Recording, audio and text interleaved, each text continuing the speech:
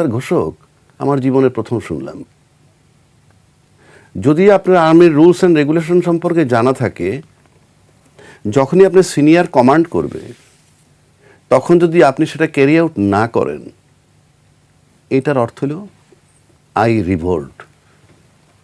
তারপরে যদি সে মনে করেন আরও সিরিয়াস হয়, তারপরে যদি তাকে বলে, তখন বলবে আই রিভোল্ট। এটার মানে হচ্ছে এই যে আমি এটা মেনে নিলাম না। এটার মানে হচ্ছে যে উনি ওই সময় যে আমাদের পরিস্থিতিটা ছিল, স্বাধীনতার ঘোষক জিয়াউর রহমান, যেটা বলা হচ্ছে অন বিহাফ অফ বঙ্গবন্ধু, এই ধরনের, এটা নিয়ে অনেক বিতর্ক, ওই আলাপ আমি যাচ্ছি না, কিন্তু যেহেতু তার কথাটা আসছে, উনি জিয়াউর রহমান সাহেবের সাথে তাল মিলিয়ে রিভোল্ট করছেন। তৎকালীন যারা তাদের ঊর্ধ্বতন কর্মকর্তা ছিলেন তাদের, আমি যতটুকু জানি চিটাগাং অস্ত্রের আসছিল, সেটাকে আনলোড করতে বলা হয়েছে এবং সে বলছে আমি আই রিভোল্ট। এটা স্বাধীনতার ঘোষক ন, এটা একটা ন্যারেটিভ দিছে, একটা ন্যারেটিভ তৈরি করছে। আমি তার নাম বললাম না, সে একটা ন্যারেটিভ তৈরি করছে যে এতদিন পরে শুনলাম যে উনি নাকি স্বাধীনতার ঘোষক বলতেছে। ইতিহাস বিকৃতি করতে বিকৃতি না তো, আপনি এটা ইচ্ছা করে করলেন। আইদার আপনি ডিকশনারি খোলেন না, আই রিভোল্ট কথার মানে কি আমি স্বাধীনতার ঘোষক, আপনি খুঁজেন না রে ভাই। আপনি পত্রিকার ন্যারেটিভ নিয়ে কে বলছে, এটা তো একটা সহজ ডিকশনারি মিনিং আছে। আই রিভোল্ট মানে কি, আপনার ঊর্ধ্বতন কর্মকর্তা এখানে আপনাকে একটা অর্ডার দিল, তুমি অ্যাঙ্কারিং করো, আপনি অ্যাঙ্কারিং করেন, আপনি করতেছেন না, এটাই হলো আই রিভোল্ট। Very simple.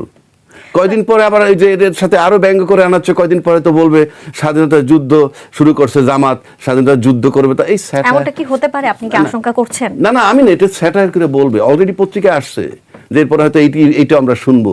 সুতরাং এইটা হলো কি, শুনেন আপনারা যদি দেখবেন, আপনি যখন রিভার্স হয়ে যান, যেমন বর্তমানে যে মিডিয়া, আমরা তো মিডিয়া সূত্রে পাই কথাগুলো, যারা বলছে তারা তো আমার কাছে বলে নাই, আপনার কাছেও বলে নাই।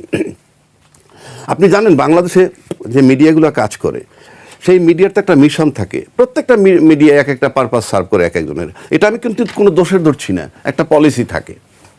কিন্তু এর ভিতরে আপনি দেখবেন যে কিছুদিন আগে আপনার পত্রিকাদের সম্পাদকদের একটা আলোচনা সভা হয়েছিল, সেখানে শফিক রেহমান গেছিলেন।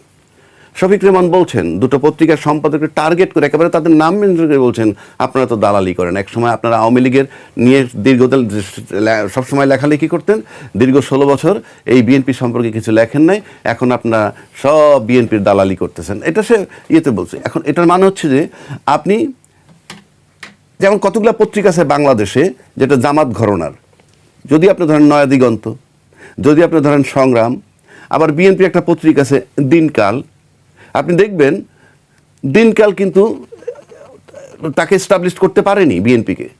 আবার দিগন্ত, নয়া দিগন্ত ধরেন, সংগ্রাম ধরেন, তারাও যে অনেক পারছে তা নয়, কিন্তু তারা একাগ্র চিত্তে তারা জামাতের পক্ষপাতিত্ব করে যাচ্ছে, ওখান থেকে তাদের কোনো চেঞ্জ নাই।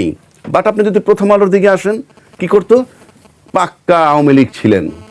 এই যে এখানে আজকে যে বিএনপি, তারেক রহমান সাহেবের একটা সম্ভাবনা দেখা দিচ্ছে, উনি হয়তো প্রধানমন্ত্রী হবেন, আমরা সবাই ভাবতেছি। সেই তারেক রহমান এবং খালেদা সম্পর্কে 2004-এ যখন গ্রেনেড হামলাটা হয়, সবার আগে প্রথম আলো লিখে ফেললো কি, যে এই গ্রেনেড হামলা করছে কে, বেগম খালেদা জিয়া এবং তারেক রহমান। কোনো রিপোর্ট হয় নাই, পুলিশ রিপোর্ট হয় নাই, কিছুই হয়নি, উনি লিখে দিলেন। 17-16টা বছর একেবারে অ্যাবসোলুটলি আওয়ামী লীগের পক্ষে এন্টি বিএনপি হিসেবে ছিল। আজকে সবচেয়ে বেকায়দায় পড়ছে প্রথম আলো। তার এই কাজ করতে যে কত কষ্ট হচ্ছে, যে উনি রিভার্স হয়ে এখন বিএনপির তারেক রহমান সাহেবের পক্ষে লিখতেছে। এটা আপনি বোঝেন যে কত কষ্ট হইতেছে তার। এবং এই বর্তমান মিডিয়া জগতে সবচেয়ে কষ্টে আছে প্রথম আলো। শুধু কি মিডিয়ায় এমন করছে বলে আপনার মনে হয়? সমাজের আমি তো ক্যাটাগরিক্যালি একটা পত্রিকা দেখাইলাম আপনাকে। তো এটার মানে হচ্ছে এইভাবেই লিখে আপনি রিভার্স হয়ে গেলেন। আমি আবারও বলছি, চ্যালেঞ্জ ছুড়ে দিলাম, আই রিভোল্ট মানে আমি আপনার এটা ক্যারি আউট করবো না। অর্থাৎ আপনি ধরতে পারেন আমি বিদ্রোহ করছি, আপনারটা মানি না, কিন্তু এটার মানে এই না আমি স্বাধীনতার ঘোষক। জি, আপনার কাছে আমার প্রশ্ন, যে আপনি কি শুধু যে পরিবর্তন দেখতে পেয়েছেন বা যে রিভার্সের কথা আপনি বলছেন, সেটা কি শুধু আপনি মিডিয়ার মধ্যেই দেখতে পাচ্ছেন? আমি পার্টিকুলার দুটো পত্রিকা বলছি, প্রথম আলো। জি, আপনি শুধু বলেছেন, হ্যাঁ, এটি শুধু কি আপনি যেই মিডিয়া হাউসের কথা বললেন, শুধুমাত্র কি এটা মিডিয়াতেই হয়েছে, অন্য কোথাও হয়নি, সুশীল সমাজে হয়নি? হ্যাঁ হয়েছে। যেই ব্যবসায়ীরা বলছিল পতনের আগে গিয়া যে আপনার সাথে আমরা আছি, দরকার 3 মাস ব্যবসা না করে থাকবো, সেই লোকগুলো এখন পরবর্তীকালে তারেক রহমান সাহেবের সাথে দেখা করছেন, এই জামাতের আমিরের সাথে দেখা করছেন, ইভেন প্রফেসর ইউনূস সাহেবের সাথে দেখা করছেন। আসলে কি জানেন, এই দেশ গড়ার কাজে আমরা কেউ নেই। আমরা হইলাম কিভাবে মানে কাকে ল্যাং বেড়ে কোথায় আসবো, ক্ষমতার রাজনীতি, ক্ষমতায় যাওয়ার জন্য মরিয়া। এখন ক্ষমতায় যাওয়ার জন্য মরিয়াতে আমরা অতীতে 2 দল ক্ষমতায় গেছে, এখন সম্প্রতি আমরা দেখতেছি জামাত একেবারে হয়তো কি বলে এটাকে, মরিয়া বলবো না ঠিক, বাট স্বপ্ন দেখতেছে সেও ক্ষমতায় যাবে। ধন্যবাদ আপনাকে। এবার আমি জনাব এম এ আজিজের কাছে যেতে চাই। জামায়াত তাদের ইশতেহার প্রকাশ করেছে এবং সেখানে তারা বলেছে মুক্তিযুদ্ধের আদর্শ, লক্ষ্য রাষ্ট্রীয় এবং জাতীয় জীবনে তারা বাস্তবায়ন করতে চায় এবং শিক্ষার্থীদের কাছে মুক্তিযুদ্ধের সঠিক ইতিহাস তুলে ধরতে চায়। আর রাজনৈতিক বিশ্লেষক যারা রয়েছেন তারা বলছেন স্বাধীনতার 55 বছর পরেও বাংলাদেশের রাজনীতিতে জামায়াতে ইসলামের সরকার গঠন করতে না পারার কারণ হচ্ছে 1971 বিতর্কিত ভূমিকা। আপনার কি মনে হয় এই সব বিতর্ক পেছনে ফেলে তাদের যে ইশতেহার সেটি তারা বাস্তবায়ন করতে পারবে? ধন্যবাদ আপনাকে।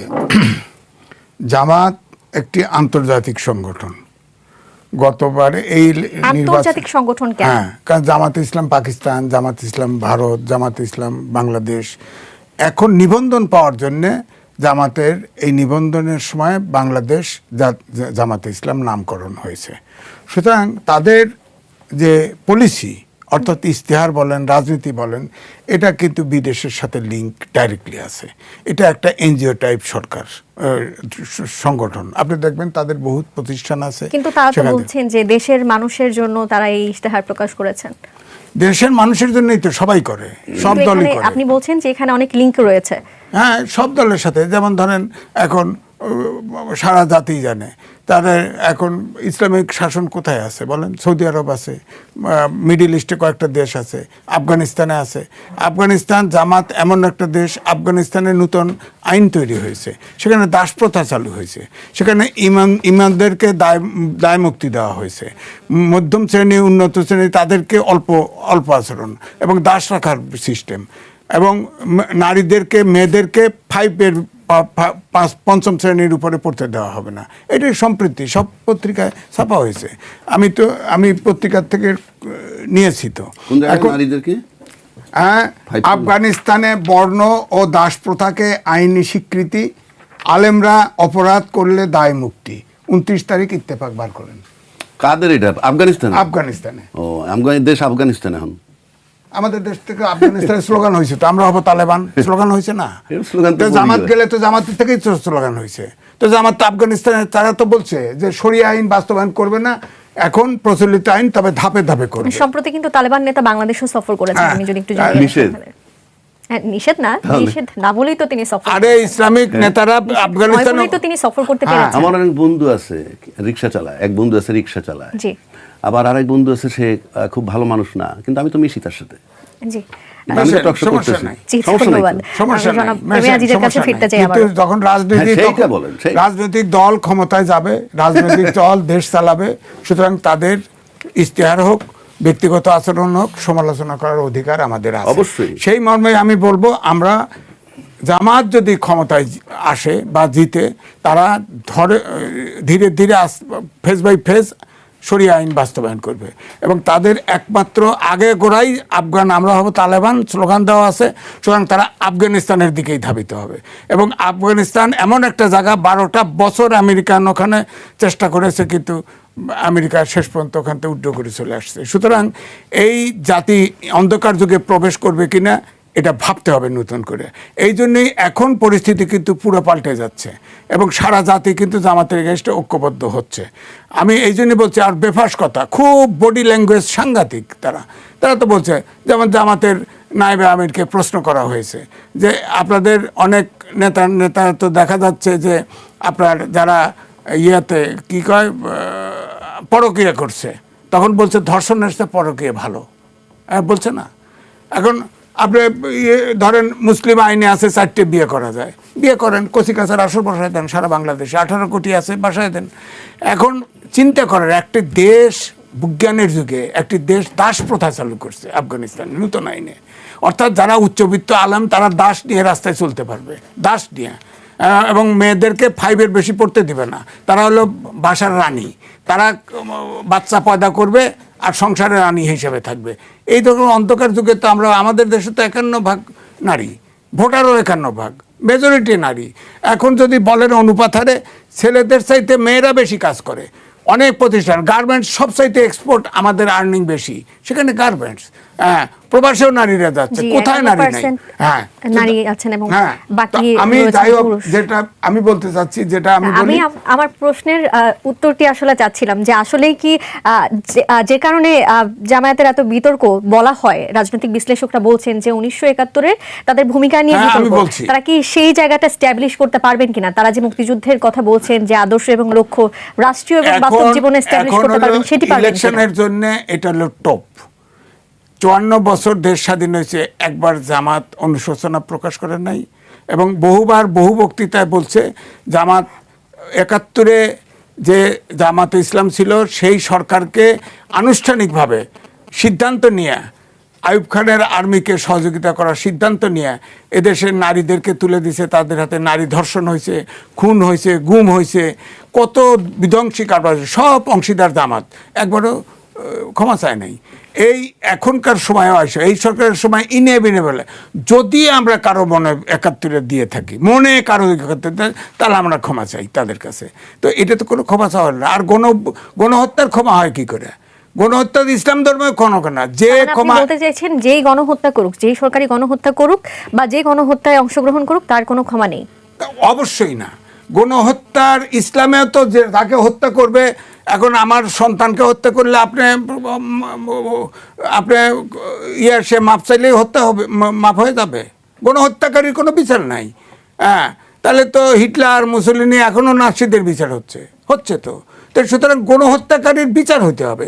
বিচার করে নাই যারা, তারা আমি মনে করি তারা দোষ করেছে, এই বোঝা চাপিয়ে রাখছে, এখন এই দেশটাকে অন্ধকারে নিয়ে যেতে চায়। তাহলে এই যে আপনি যেমনটি বলছেন যে জামায়াত অনুশোচনা প্রকাশ করেনি বা তারা গণহত্যায় অংশগ্রহণ করেছে, কিন্তু তারা ক্ষমা চায়নি, আনুষ্ঠানিকভাবে ক্ষমা চায়নি, কিন্তু তারা এবার নির্বাচনে অংশগ্রহণ করছে, তাহলে তারা গণহত্যায় অংশ নিয়ে যদি নির্বাচনে অংশগ্রহণ করতে পারে, তাহলে আওয়ামী লীগ কেন পারবে না? আমি আপনার কাছে জানতে চাই। না, এটা তো যুক্তি আছে, যুক্তি তো আছেই।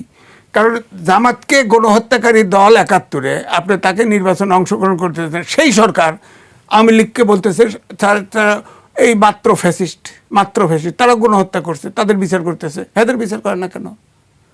বিচার করে তারা তো, আমার বক্তব্য হলো গণহত্যাকারীর কোনো মাপ হইতে পারে না। মাপ অনেকেই বলে যে ওনারা মাপ চাইলো না, মাপ চাইলে কেমন মুক্তি হবে? যার মেয়েকে ধর্ষণ করছে, যার বউকে টেনে নিয়ে ধর্ষণ করছে, যার বাপরে হত্যা করছে, সে মাপ দিছে? তো যে বিধ্বংসীকার আইয়ুব খানের সরকারকে তাদের রাজনৈতিক দলের সিদ্ধান্ত নিয়ে হেল্প করেছে, এবং ওই প্রাদেশিক সরকারের মন্ত্রী ছিল, জামাতে ইসলামের মন্ত্রী ছিল, তারা সিদ্ধান্ত নিয়েছে। এই গণহত্যা আইয়ুব খানের 71-এ যে গণহত্যা হয়েছে, সেটার অংশীদার আইয়ুব খানের সাথে সাথে পাকিস্তানের শাসকের সাথে সাথে জামাতে ইসলামও।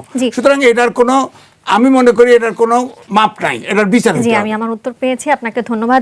আরেকটা পয়েন্ট বলে, এই যে অলি আহমেদের কথা দেখেন, ওনার কখন কি কয় বলা মুশকিল। আমার কাছে 4টে ভিডিও আছে, 4 রকম কথা আছে। তিনি বলছেন যে আমি একটা জায়গায় বলছে যে আমি আগে রিভোল্টের কথা বলছিলাম, হ্যাঁ এটা ঠিক। আবার উনি আবার বলছে, আরেক জায়গায় বলতেছে ইন্টারভিউতে, যে শহীদ প্রেসিডেন্ট জিয়াউর রহমান তিনি আমার সিনিয়র ছিলেন, হ্যাঁ, সুতরাং আমি তার সাথে গিয়েই রিভোল্ট করছি, হ্যাঁ, এবং আমি সাথে ছিলাম, উপস্থিত ছিলাম, তিনি স্বাধীনতার ঘোষণা করেছেন, হ্যাঁ, তিনি বলেছেন, হ্যাঁ। আবার ইন্টারভিউ ছাপা হয়েছে, এই যে আপনাদের এই যে হাউজের আপনার নিউজ 24-ও একটা ইন্টারভিউ ছাপা আছে, সেটাও আছে। সেখানে সে পরিষ্কার বলেছে যে ওই সময়ে বলছে যে প্রেসিডেন্ট জিয়া এবং সে অস্থায়ী রাষ্ট্রপতিও তিনি ঘোষণা করেছেন। তাহলে তিনি এগুলো তো তিনি আগে থেকেই জানতেন, তাহলে তিনি আগে কেন কথা বলেননি, এখন এই ধরনের কথা বলছেন, সেটি কেন মনে হচ্ছে? এটা হলো যে অনেক কথা আলোচনায় আসে না, আলোচনায় আসে। মেজর আখতারুজ্জামান আর উনি জয়েন করছে, আর ইব্রাহিম সাহেব আগে। ইব্রাহিম সাহেব তো ওপেন খোলামালা বলে দিছে, তাকে 10 কোটি টাকা শেখ হাসিনা দিছে, ইলেকশনে চলে গেছে তো, এটা ওপেন বলছিল তো সে। তারপরে এই যে মেজর আখতারুজ্জামান 5 বার তার পাগলামি করার জন্য 5 বার এক্সপার্ট হয়েছে, 5 বার নমিনেশন দিয়েছে, এবার নমিনেশন দেয় নাই, সে জামাতে গেছে এমপি হওয়ার জন্য। অলি আহমেদ তার ছেলেকে এবার এমপি বানাবে, ওই সিটে যদি ছেলেকে নমিনেশন দিতে হয়, জামাতের ভোট ওখানে বেশি, বিএনপি তো দিচ্ছে না, তো সুতরাং সে জামাতে জয়েন করছে। এটা হলো মূল ইতিহাস। এখন যাওয়ার পরে এখন জামাতের সুরে কথা বলতেছে, যেমন এনসিপি আগে টুপি পরতো না, এখন টুপিও পরে, সবাই টুপি পরে। এখন কারণ আমাদের দেশের কালচার টুপি পরে, জামাতের ভিতরে ঢুকছে মানে জামাতের ভাষায় কথা বলতে হবে, এটা পরিষ্কার, কারণ এটা একটা রেজিমেন্টেড শক্তি। তার মানে আপনি এটা বলতে চাচ্ছেন যে কারোর সাথে জোট করলে বা কোনো দলে ঢুকলে সেই সুরেই কথা বলতে হবে, নিজের আদর্শ প্রতিষ্ঠিত করা যাবে না। মোটামুটি তাই আমাদের দেশের রাজনীতি যা মোটামুটি তাই, তবে জামাতের ক্ষেত্রে এক সুতা হেরফের হওয়া যাবে না, এক সুতা না। জি, আপনাকে ধন্যবাদ। আবারও আপনার কাছে ফিরবো। এবার আমি রাজিকুজ্জামান রতনের কাছে যেতে চাই। যেহেতু জামায়াতের ইশতেহার প্রকাশ হয়েছে, আমি এই ইশতেহারকেই গুরুত্ব দিতে চাই আজকের আলোচনায়। আমির সাহেব তিনি বলেছেন যে নারীরা ক্ষমতায় এলে বেসরকারি চাকরি যারা যেই সব নারীরা করেন তাদের কর্মঘণ্টা 5 ঘন্টা করা হবে এবং এই 5 ঘন্টার যেই বেতন বা স্যালারি আসে সেটি ওই প্রতিষ্ঠান দেবে, বাকি যে 3 ঘন্টা সেই অর্থ দেবে সরকার। জানতে চাই এই যে 3 ঘন্টা কাজ বা যে নারীরা করবেন বা বেসরকারি চাকরিজীবী যেসব নারীরা রয়েছেন তার যে বেতন 37.5%, এই বেতন কি আসলে এই মুহূর্তে সরকারের পক্ষে পরিশোধ করা সম্ভব হবে কিনা? কারণ এখন তো দেশ নানান জায়গায় ঋণের জর্জরিত, এরপরে তারা যদি ক্ষমতায় আসে সেই ঋণ শোধ করা কি আগে শ্রেয় হবে নাকি 37.5% বেতন পরিশোধ করা আগে ঠিক হবে বলে আপনার মনে হয়?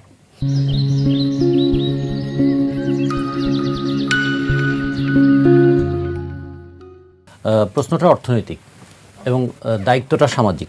জি, পৃথিবীতে প্রথম সমাজতান্ত্রিক রাষ্ট্র হিসেবে সোভিয়েত ইউনিয়ন যখন প্রতিষ্ঠিত হলো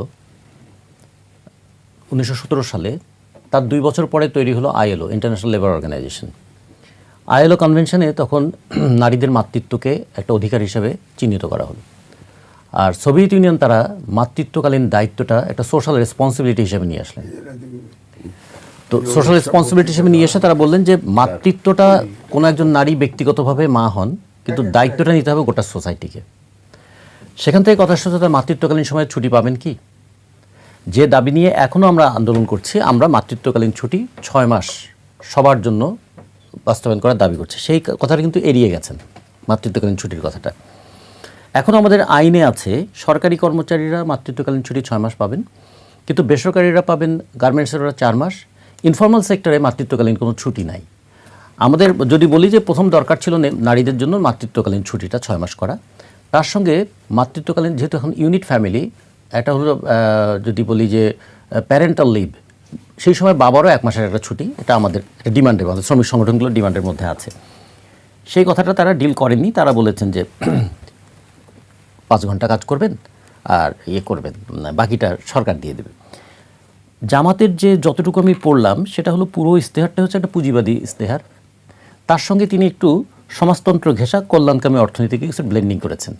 কিন্তু সমাজতন্ত্রের কথা তো আর মুখ দিয়ে বলবেন না, ভোটের জন্য এটা দরকার আছে, সে কারণে তারা একটু মিশিয়ে নিয়েছেন এখানে। যদি এরকম হয়, যেখানে তিনি বলেছেন যে নারীদের একবার বললেন তিনি মাথার তাজ করে রাখবেন, তা মাথার তাজ করে থাকার একটা অসুবিধা কি, যিনি মাথায় তাজ রাখেন তিনি মাঝে মাঝে খুলেও ফেলেন অথবা তাজ পাল্টাতেও পারেন। কখনো কখনো বলছেন যে রানী করে রাখবেন, তাহলে রানী করে রাখতে গেলে তো কাউকে একজন রাজা হতে হবে, এবং রাজা ইচ্ছা মতো রানীর সংখ্যা বাড়াতেও পারবেন, কমাতেও পারবেন। এই যে নানা কথা বলে কখন কোন কথাটা বলে যে তিনি ভোটারদের মনোযোগটা আকর্ষণ করবেন অথবা নারীদের মনটা জয় করবেন সেই চেষ্টাটা করেছেন। তারপর একটা রাজনৈতিক দল হিসেবে তাদের তো একটা ইশতেহার দিতে হয়, সেই ইশতেহারে তারা নারীর কর্মঘণ্টা, নিরাপত্তা, শ্রম এবং কর্মসংস্থান এই প্রসঙ্গে যে কথাগুলো বলেছেন তার মধ্যে এই মাতৃত্বকালীন বিষয়টা বলেছেন। আমরা যেটা বলতে চাই, তার আগে কিন্তু বলেছেন কি শারীরিকভাবেই নারীরা নাকি উপযুক্ত নয়, তাহলে তার আগের কথাটা খেয়াল রাখতে হবে। আচ্ছা, তা যদি উপযুক্ত না হয়, কারণ নারীদেরকে সন্তান লালন পালন করতে হয়, নারীদেরকে বাচ্চা জন্ম দিতে হয়, এইটা জেনেই তো ডেমোক্রেটিক সোসাইটিতে যদি বলি যে নারীদের ব্যাপারটা কীভাবে দেখা হবে, নারী শ্রমটাকে কীভাবে মূল্যায়িত করা হবে। নারী শ্রম 2 ধরনের আছে, একটা কারখানায় শ্রম দিচ্ছেন, আর হলো পুনরুৎপাদনের শ্রম, মানে পৃথিবীতে শ্রমশক্তি আনার জন্য তিনি যে একটা শ্রম দিচ্ছেন, সেটার রেসপন্সিবিলিটি সোসাইটি। কিন্তু বাড়িতেও সময় দিচ্ছেন। হ্যাঁ, ওটা ধরেন আমি বলছি যে সমাজের জন্য যে নতুন শ্রমশক্তি আসছে একটা মায়ের মধ্য দিয়ে, সেটার জন্য সোশ্যাল রেসপন্সিবিলিটিটাও তার থাকতে হবে। এই জন্য বলা হয়েছিল ডে কেয়ার সেন্টার থাকতে হবে, সিঙ্গেল মাদার যদি হয় তাদের জন্য ডরমিটরির ব্যবস্থা করতে হবে, তাদের জন্য চিকিৎসার ব্যবস্থাটা করতে হবে, এবং তাদেরকে এতখানি দক্ষ করে তুলতে হবে যাতে তারা আজকের আধুনিক যুগের কাজের উপযোগী হয়ে উঠতে পারেন। এখন আধুনিক যুগের কাজ তো সবার শারীরিক পরিশ্রমের কাজ না। বেগম রোকেয়া একসময় বলেছিলেন যদি গায়ের জোরটাই শ্রেষ্ঠত্বের বিষয় হতো তাহলে হাতি হতো প্রাণীকুলের মধ্যে শ্রেষ্ঠ। তাহলে গায়ের জোর তো না, এখন তো আসতেছে যুক্তির জোর, এখন আসছে বুদ্ধিমত্তার জোর, এখন আসছে নাগরিক অধিকারের প্রশ্ন। সেই জায়গাগুলো কিন্তু ডিল না করে একটা আমি বলবো যে এটা চেষ্টা করেছেন নারী ভোটারদের দৃষ্টি আকর্ষণ করবার জন্য, কিন্তু আমরা শ্রমিক সংগঠনের পক্ষ থেকে এটা সবসময় বলেছি, একদিকে কর্মঘণ্টা, দ্বিতীয়ত হচ্ছে মাতৃত্বকালীন ছুটির সমতা বিধান, 3 নম্বর হচ্ছে ডে কেয়ার সেন্টার স্থাপন, চতুর্থ হচ্ছে ফুল টাইম স্কুলিং বাচ্চাদের জন্য, পঞ্চমত হচ্ছে সিঙ্গেল মাদার যদি হয় তার জন্য ডরমিটরির ব্যবস্থা করা। এগুলো হলো একটা প্যাকেজ হয় যে একটা নারী যেন কর্মক্ষেত্রে কখনোই বিড়ম্বনার মধ্যে না পড়েন। বাংলাদেশের প্রেক্ষাপটে এই এতগুলো যে প্ল্যানের কথা বললেন আপনি, সেগুলো কি আসলে ফুলফিল হওয়া বা পরিপূর্ণ হওয়া সম্ভব? একদম সম্ভব, কালকেই সম্ভব। কীরকম সম্ভব? দেখুন, আমাদের এখানে এখন আছে ল্যাকটেটিং মাদার্স, একটা বেনিফিট আছে। আপনি জানেন যে একজন মা যদি একটু আর্থিকভাবে ইয়ে হন, প্রতি মাসে তাকে 800 টাকা সরকার থেকে দেওয়া হয় শুধুমাত্র বাচ্চাকে দুধ খাওয়ার জন্য, না নিজের যে পুষ্টিটা লাগবে সেটার জন্য। আমাদের এখানে নানা ধরনের প্যাকেজ বেনিফিট আছে, 95 ধরনের আমাদের এখানে বিষয় আছে। সেফটি নেট প্রোগ্রাম, এই সেফটি নেট প্রোগ্রামগুলোকে যদি একটা সিঙ্গেল প্যাকেজে নিয়ে আসা যায়, তাহলে এখানে যদি আমি মিসইউজটাকে ঠেকাই আর তার সঙ্গে যদি সোশ্যাল রেসপন্সিবিলিটিটা বাড়াই, তাহলে এটা কিন্তু ম্যানেজ করাটা খুব কঠিন কোনো ব্যাপার না। 7,90,000 কোটি টাকার বাজেট এটা, ফলে এখানে এটা এত ফেলনার বিষয় নয়। দ্বিতীয়ত হচ্ছে আমাদের জনসংখ্যার 51% নারী, কিন্তু কর্মশক্তিতে আছে মাত্র 36% নারী। এর মধ্যে 2-1টা সেক্টর আছে যেখানে নারীদের সংখ্যাটা বেশি, যেটা গার্মেন্টস, একসময় 80 ছিল, এখন সেটা 56-তে নেমে এসেছে। তো ফলে যদি আমাদের কর্মক্ষম নারীদেরকেও কর্মক্ষেত্রে নিয়ে আসতে হয়, তাহলে 3টা জিনিস এখানে খুব লাগবে। একটা হলো তার কাজের সমকাজের সমমজুরির বিধানটা চালু করতে হবে। 2 নম্বর হচ্ছে তাকে যেটা বলবো যে জাস্ট রেমুনারেশন, মানে ন্যায্য পারিশ্রমিকের জায়গাটা আসতে হবে। তার সঙ্গে থাকতে হবে সোশ্যাল সেফটি অ্যান্ড সিকিউরিটির প্রশ্নটা থাকতে হবে। এগুলো আমাদের এখানে এমন কোনো অর্থনৈতিক চাপ তৈরি করবে না যেটা একটা রাষ্ট্রের পক্ষে মেনে চলাটা সম্ভব নয়। অথচ রাষ্ট্রের নজরটা কোন দিকে থাকবে? রাষ্ট্র নারীকে কিভাবে দেখবে? সমাজ নারীকে কিভাবে দেখবে?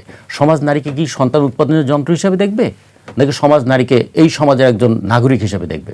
নাগরিক হিসেবে তার যা যা প্রাপ্য, সেই প্রাপ্য দেওয়ার ক্ষেত্রে সমাজকে ভূমিকা পালন করবে। কেউ যদি বেশি দায়িত্ব পালন করে, তাহলে তার জন্য কি বেশি ব্যবস্থা থাকবে? কি এটা কি তখন সুবিধা হবে, নাকি তখন রাইট হবে? এই বিষয়গুলো কিন্তু একটা থিওরিটিক্যাল ডিবেট। যখন পলিটিক্যাল একটা ইশতেহার তৈরি হয়, ইশতেহারে কিন্তু সবসময় শুধু ইকোনমিক ডিমান্ডটা থাকে না, ইশতেহারে থাকে তার দৃষ্টিভঙ্গি। এই দৃষ্টিভঙ্গি তিনি কতদিনে পূরণ করবেন? 5 বছরে, 10 বছরে, 15 বছরে? প্রথমে বলা হয় একটা নির্বাচন হলে তো মিনিমাম 5 বছর। আর তারপরে যদি রাজনৈতিক ইশতেহার, তাহলে এটা তার রাজনৈতিক দলের একটা দায়িত্বের অংশ হিসেবে পড়ে। ফলে আমরা মনে করি যে শুধু নারীর বিষয়টা না, আর একটা বিষয় একটু খেয়াল করার মতো, শুরুতেই আলোচনাটা আসছিল, আমাদের রবীন্দ্রনাথের একটা লেখা আছে না, সেই সত্য যা রচিবে তুমি। রামনারদকে বলা হচ্ছে তুমি কোনটা সত্য, যেটা তুমি সত্য রচনা করবে। এখন আমরা যে একটু আগে আপনি যে রিভোল্ট আর ইয়ের কথা বললেন, আবার এটা ব্যাখ্যাও দেওয়া হলো রিভোল্ট মানে কি, উই এবং আই এর মধ্যে পার্থক্য কি জানতে চাই। এখন শফিকুর রহমান সাহেব বললেন, বাংলাদেশে 71 সালে স্বাধীনতার ঘোষণা দিয়েছিলেন ডক্টর অলি আহমেদ বীর বিক্রম। তিনিই প্রথম চিৎকার দিয়ে বলেছিলেন উই রিভোল্ট। এটা তার একদম ডকুমেন্টেড এবং এটা আমরা রেকর্ডেড, কানেও শুনলাম, টিভিতেও দেখলাম। ফলে এটা ডিসগাইজ করার কোনো জায়গা নেই। আর অলি আহমেদ নিজে বলেছিলেন, জিয়াউর রহমান সাহেব সন্ধ্যার পরে বাংলাদেশের স্বাধীনতার ঘোষণা করলেন, আমি পাশে বসা ছিলাম, এখানে কোনো সাক্ষীর প্রয়োজন নেই। তাহলে এই যে দেখুন এখন কোনটা সত্য, তার মানে কি ইতিহাস আমার মতো করে আমি রচনা করব? যে ক্ষমতা থাকবে সেই ইতিহাস রচনা করবে। সবসময় বলা হতো যে ইতিহাস বিজয়ীরা রচনা করে। এখন ইতিহাস কি প্রয়োজন মাফিক রচনা হবে? সেটা কি তাহলে ইতিহাস বিকৃতি হবে, না ইতিহাস নির্মাণ হবে? এখন আমরা দেখছি ইতিহাস বিকৃতি সহ নির্মাণ হচ্ছে। ফলে এই জায়গাতে 71কে 71 জায়গায় রেখে বর্তমান পরিস্থিতি থেকে 71কে 71-এর জায়গায় রাখলে 71-এর ভূমিকা প্রশ্নবিদ্ধ হয়। এই জন্য 71কে নানাভাবে গুলিয়ে দেওয়ার একটা চেষ্টা করা হয়। আমরা মনে করি এটার পিছনেও একটা রাজনৈতিক দৃষ্টিভঙ্গি আছে তাদের। তারা তাদের রাজনৈতিক দৃষ্টিভঙ্গি দিয়ে আই উই এর ডিফারেন্স হবে কিনা, কে প্রথমে রিভোল্ট করলো, সেনাবাহিনীর একজন সদস্য রিভোল্ট করা মানে কি পুরো সেনাবাহিনী রিভোল্ট করা কিনা,